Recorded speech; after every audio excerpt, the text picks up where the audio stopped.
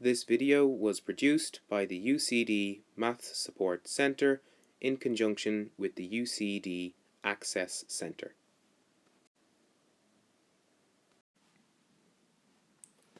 Okay, so now we're just going to do an example of where we're asked to prove or investigate if two lines are perpendicular.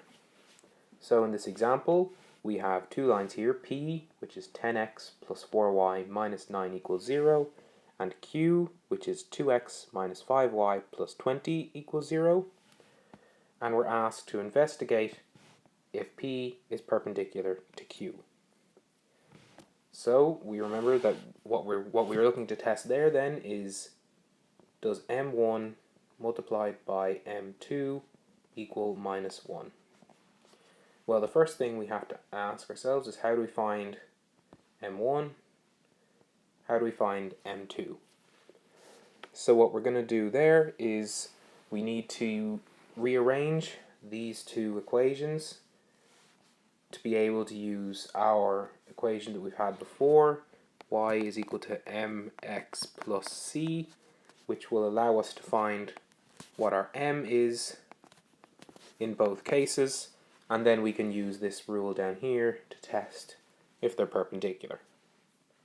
So if we look at the line P first, P is 10x plus 4y minus 9 equals 0. So to get the slope of this line, we're going to have to rearrange first. So if we subtract a 10x and add 9 to both sides, on the left things will cancel, and we're just left with 4y equals minus 10x plus 9. Then what we're going to have to do is divide by 4.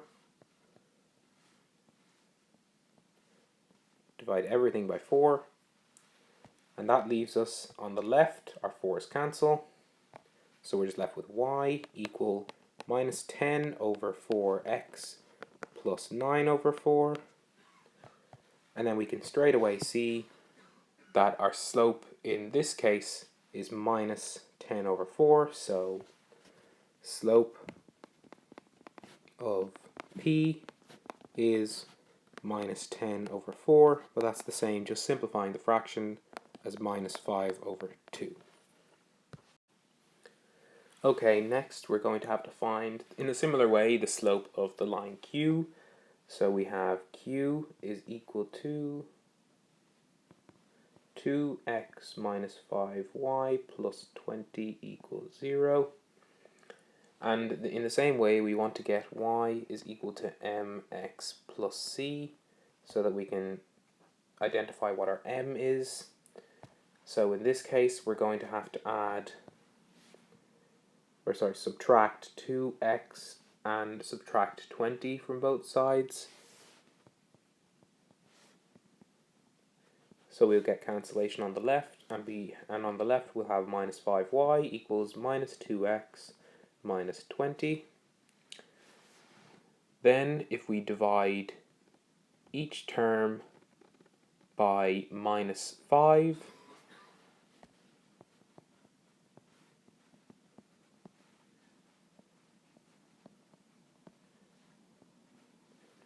we will have on the left again minus 5 divided by minus 5 just leaves you with y. On the right we have a minus dividing by a minus in both cases, so they'll change to pluses. So we end up with 2 over 5x plus 20 divided by 5 is 4. And then once again we can already identify what our m is because we have it in the correct form. So we have Q has slope of 2 over 5. Now we just need to look at our two slope values. We had slope for P from the last slide is minus 5 over 2. Slope of Q is 2 over 5.